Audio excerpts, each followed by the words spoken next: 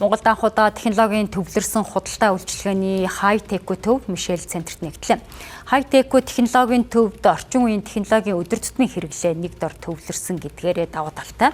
За нээлттэйгээр сүүлийн үеийн технологийн бүтээгдэхүүн ухаалаг хэрэглээний шийдлүүдийг танилцууллаа. Энэ арга хэмжээ амралтын өдрүүдэд үргэлжилнэ.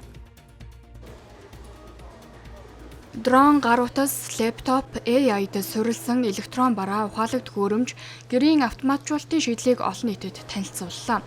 Эдгээр электрон барааг худалдаа авах засвар үйлчилгээ хийлгэхийн тулд хотын төв явах шаардлагагүй болж байна. Хай-теко төв хуучнаар Мишель Экспо буюу Мишель Центр төвд байрлаж байна. Монгол улсад ийм AI-д суурилсан технологийн томоохон компаниудыг яг энэ төв дээр төвлөрөөд өдөр болгон тэр ялангуяа бүр амралтын өдөр бүр ивент арга хэмжээ хийх юм боломжтой байгаа. Тэгээ Мишель Сити төсөл бол өөрөө 15 дид төвөөс бүрддэг учраас яг энэхүү төв маань бол Мишель Центр гээд хамгийн их хөл хөдөлгөөнтэй газараа ингээ хийж байгаа. Одоо монголчууд маань бол Мишель Экспо төвийн хуучин танхим гэдгээр нь бол илүү сайн мэдэх ийм төв байгаа. Энэ төв хэрэглэгч бизнесийн байгууллагыг холбосон анхны технологийн дэлгүүр гэдгээр онцлогтой.